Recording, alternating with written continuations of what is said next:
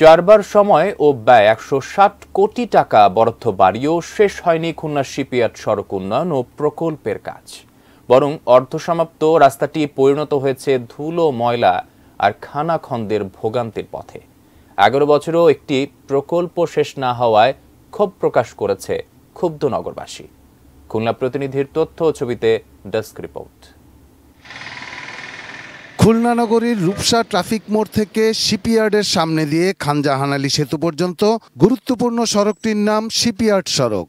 ২০১০ সালে সড়কটি প্রশস্তকরণ ও উন্নয়নের প্রকল্প হাতে নেয় খুলনা উন্নয়ন কর্তৃপক্ষ। শুরুতে ব্যয় বরাদ্দ ছিল ৯৮ কোটি ৯০ লাখ টাকা, যা বেড়ে ২৫৯ কোটি ২১ লাখ টাকা হলেও শেষ হয়নি কাজ। কেডিএর প্রকল্পটি একনেকে অনুমোদন পায় ২০১৩ সালে। ১১ বছরে কাজ শেষ হয়েছে মাত্র ৬৫ ভাগ। রাস্তা প্রশস্তকরণের নামে দীর্ঘদিনের অচল অবস্থায় সড়কটির স্থানে স্থানে সৃষ্টি হয়েছে খানাখন্দ।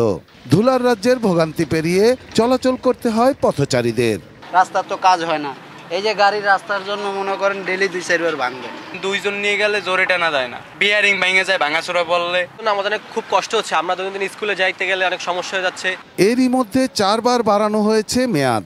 প্রকল্পের মেয়াদ বৃদ্ধি মানে অর্থ বৃদ্ধি। এতে অর্থের অপচয় হচ্ছে বলে মনে করেন সচেতন মহল। অতীতের অর্থটা কিভাবে অপচয় হচ্ছে কিংবা কি খরচ হলো তার কিন্তু কোনো জবাব দিতে জায়গাটা আসতেছে না। যারা কাজ করেন প্রজেক্টে তাদের একটা জবাব দিতে জায়গা থাকা উচিত। তাদের যারা হায়ারার্কি থাকে তাদের ওই জবাবদিহি নেওয়ার একটা মানসিকতা থাকা উচিত। তবে অজুহাতের শেষ নেই খুলনা উন্নয়ন কর্তৃপক্ষের। তারা বলছেন, করোনা, জমি অধিগ্রহণ জটিলতায় সড়কের কাজে ধীর গতি।